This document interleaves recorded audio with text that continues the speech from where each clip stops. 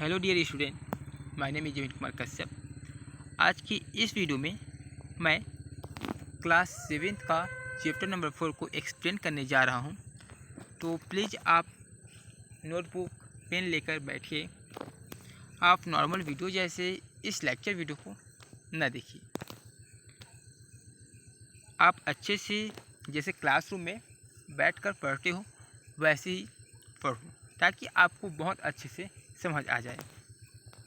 तो ये जो टॉपिक जो चैप्टर है, चैप्टर 4, इसमें हम जानेंगे एटम के बारे में।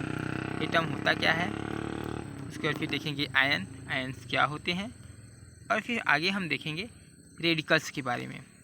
एटम्स, मॉलिक्यूल्स, आयन, रेडिकल्स, ठीक। और एटम, मॉलिक्यूल्स, रेडिकल्स और आयन्स के बारे में। किसके बारे में? आयन्स के बारे में। आयन्स के बारे में भी हम इसी चैप्टर में हम पढ़ेंगे। IONS है आयन्स, ठीक। तो देखते हैं पहले मैटर के बारे में, एटम के बारे में देखेंगे कि जो एटम है वो क्या होते हैं। तो सबसे पहले जब हम मैटर के बारे में जानते थे तो फर्स्ट एक साइंटिस्ट था जिसका नाम था डाल्टन, जिसको जॉन डाल्टन भी बोलते हैं। तो जो डाल्टन थे उन्होंने एक थ्योरी दिया जिसको हम बोलते हैं मैटर एटॉमिक थ्योरी, यानी कि जो मैटर है उसकी एटॉमिक थ्योरी दिया। तो इसके अकॉर्डिंग जो हमारा थ्योरी है वो क्या था, देखते हैं। तो इसके अकॉर्डिंग जो हमारा थ्योरी है वो ये था कि जो मैटर है वो टीनी पार्टिकल से बना होता है, जिसे हम एटम कहते हैं।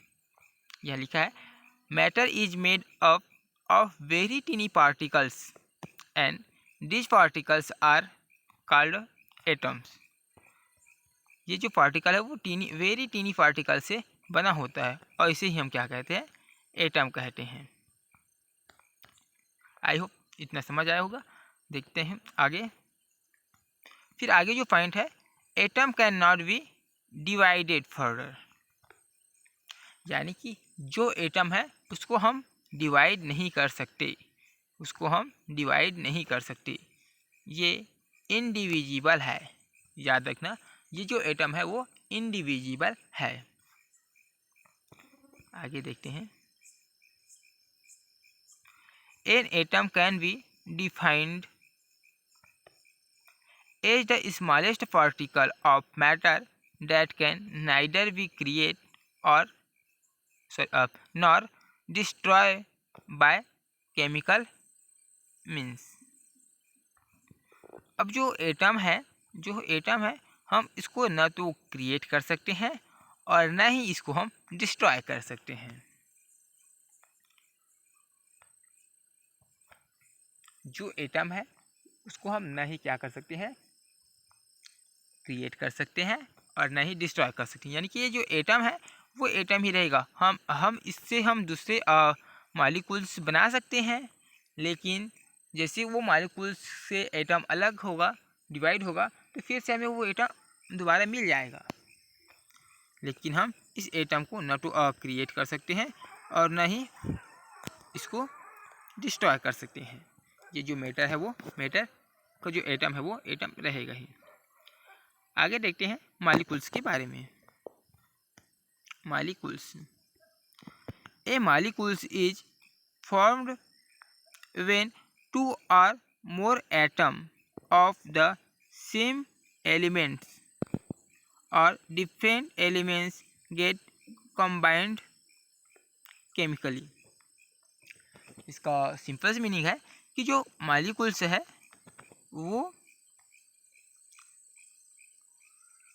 2 और मोर देन 2 एटम से बना होता है। लाइक ऑक्सीजन है तो ये ऑक्सीजन और ऑक्सीजन जुड़ेगा, यानी कि ये क्या बना लेगा? O2 बनाते हैं, ये एक मॉलिक्यूल्स हुआ। या तो वो सेम एटम रहेगा, जैसे ऑक्सीजन और ऑक्सीजन और ज्वाइन होकर ऑक्सीजन मॉलिक्यूल्स बना लिया। सेम ऐसे ही क्लोरीन और क्लोरीन मिलकर Cl2 बना लेता है, Cl2, ये हुआ। या ऐसा ना हो तो हो सकता है ये जो एटम्स है वो क्या करेगा, डिफरेंट एटम से कंबाइन करके मॉलिक्यूल्स बनाएगा। लाइक जिसका सबसे बहुत ही ज़्यादा यूज होता है वाटर, ये जानते हो, ये वाटर का फार्मूला होता है जिसमें एक हाइड्रोजन होते हैं, ऑक्सीजन होते हैं और फिर एक और हाइड्रोजन होते हैं, यानी कि 2 हाइड्रोजन और एक ऑक्सीजन होते हैं। और ये भी एक मॉलिक्यूल्स है जिसमें डिफरेंट एटम होते हैं। नेक्स्ट आगे देखते हैं। The number of atom that combine to form a molecule is called the atomicity of the molecule. Simple सी मीनिंग, जो एटम हमें जो एटम होते हैं जो जितने नंबर में वो कंबाइन होते हैं। लाइक ये ऑक्सीजन है, ऑक्सीजन O2 के फॉर्म में होते हैं, हाइड्रोजन O2 की H2 के फॉर्म में रहते हैं, नाइट्रोजन भी N2 के फॉर्म में रहते हैं, N2 के फॉर्म में रहते हैं। और इसी तरह से जो सल्फ़र है S8 के फॉर्म में रहते हैं। तो ये जो हमें नेचर में जितने भी एटॉमिक ज्वाइन होते हैं आपस में, कोई भी एलिमेंट्स कितने एटम के फॉर्म में वो पाए जाते हैं, कितने नंबर ऑफ एटम उसमें पाए जाते हैं, वो उसका एटॉमिटी कहलाता है। वो उसको क्या कहलाता है, एटॉमिटी कहलाता है। यानी कि जो ऑक्सीजन है वो O2 के फॉर्म में ही रहेगा, हमें नेचर में O2 के फॉर्म में मिलेगा। नाइट्रोजन है वो N2 के फॉर्म में मिलेगा, कभी भी N के फॉर्म में नहीं मिलेगा, ये याद रखना, ठीक। हाइड्रोजन है वो H2 के फॉर्म में ही रहेगा, कभी भी हाइड्रोजन H के फॉर्म में नहीं रहेगा। यही है एटॉमिटी। अब हम देखते हैं ion. Ion, an ion is a charge species in which an atom और a group of atom possess a net electric charge positively और निगेटिवली। अब सपोज कीजिए कोई पार्टिकल्स है, कोई भी, लाइक मैं सोडियम ले लेता हूँ। अब ये जो सोडियम है इसके पास जितने भी इलेक्ट्रॉन हैं, ठीक, उसमें से अपना एक इलेक्ट्रॉन को ये डोनेट कर देते हैं, एक इलेक्ट्रॉन को ये डोनेट कर देते हैं, तब ये बनता है Na+। और जो यही आयन्स आ जाते हैं, ठीक, जो चार्ज आ जाते हैं, ये होता है आयन्स होते हैं। लाइक ये माइनस चार्ज भी आ सकते हैं। अगर हम क्लोरीन की बात करें, Cl की बात करें, और ये एक इलेक्ट्रॉन एक्सेप्ट कर लेगा और ये बना लेते हैं Cl- ion.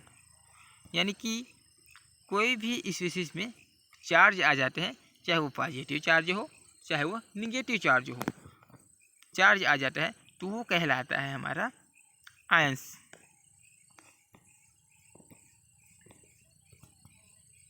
Positively charged ions are called cation and negatively charged ions are called anion। ये आपको याद रखनी है। जो पॉजिटिवली चार्ज होते हैं उसको हम बोलते हैं केटायन। क्या बोलते हैं? केटायन। और जो निगेटिवली चार्ज रखते हैं उसको बोलते हैं anion. Anion, cation and anion, आपको याद रखना है एनायन और केटायन को।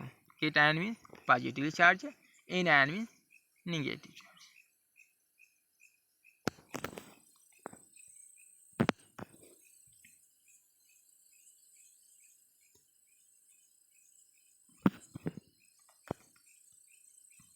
देखते हैं compound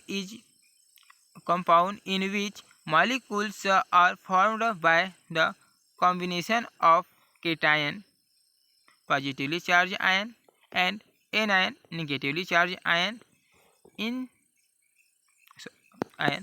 are known as ionic compound। Simple से, अगर कोई कंपाउंड है जो पॉजिटिवली चार्ज और निगेटिवली चार्ज आयन से बना हुआ है तो ये कहलाएगा हमारा पॉजिटिवली चार्ज आयन। ठीक, इस पर अगर पॉजिटिव चार्ज है तो इसको हम केटायन बोलेंगे, और कोई स्पीसीज है जिसमें निगेटिव चार्ज है उसको हम बोलेंगे एनायन। और जैसे ही ये दोनों आपस में अट्रैक्शन फोर्स से ये आपस में पास पास आ जाते हैं, क्लोज हो जाते हैं, पास आ जाते हैं, क्लोजली हो जाते हैं, तो एक कंपाउंड बनाएगा जिसको हम जानते हैं सोडियम क्लोराइड। और इसी तरह से जैसे कि सोडियम क्लोराइड ने बनाया पॉजिटिव और निगेटिव चार्ज से, तो वैसे ही कोई पार्टिकल्स बनाते हैं आयंस के थ्रू कंपाउंड, तो उसको हम बोलते हैं आयनिक कंपाउंड। इसको हम आयनिक कंपाउंड बोलते हैं।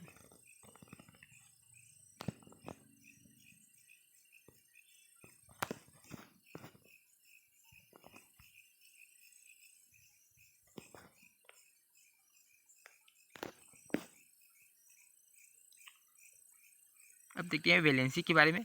Valency is defined as the combination capacity of the atom of an elements. यानी कि जो एलिमेंट्स होते हैं वो कितना इलेक्ट्रॉन डोनेट कर रहा है, कितना इलेक्ट्रॉन वो एक्सेप्ट कर रहा है, या फिर कितना इलेक्ट्रॉन वो शेयरिंग कर रहा है, ये उसकी वैलेंसी कहलाती है।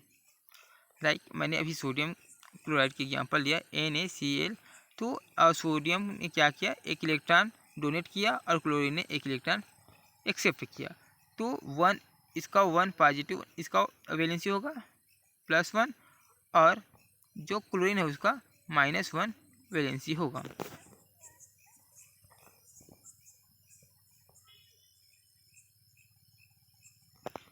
The combining capacity of the elements is known as its valency. जितना भी कंबाइन कर रहा है, कंबाइनिंग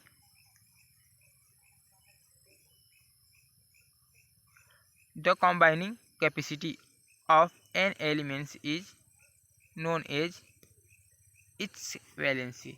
कितना वो एलिमेंट्स जो है, कितना वो इलेक्ट्रॉन डोनेट कर रहा है, या कितना मतलब कंबाइन कर रहा है, सिंपल सी बात है, कितना कंबाइन कर रहा है वो उसकी वैलेंसी कहलाएगा। लाइक वो डोनेट करेगा, या फिर एक्सेप्ट करेगा, या फिर शेयरिंग करेगा। थैंक यू गाइस, आज इतना ही। नेक्स्ट वीडियो में हम आगे देखेंगे, और आप अच्छे से अपना स्टडी कीजिए, और जब भी स्टडी करते हो ऑनलाइन तो प्लीज़ आप पेन कापी लेकर बैठो। आपको ऐसा लगे कि हाँ, हम भले ही मोबाइल से पढ़े हैं, ऑनलाइन कर रहे हैं, लेकिन हमें ऑफलाइन की फीलिंग होनी चाहिए, और जैसे ऑफलाइन में पढ़ते हैं वैसे पढ़िए। और कोई भी डाउट आता है तो आप बिल्कुल कमेंट बॉक्स पे कमेंट कीजिए, मैं आपको उस डाउट का आंसर ज़रूर दूंगा। Thank you guys, thanks for watching this video.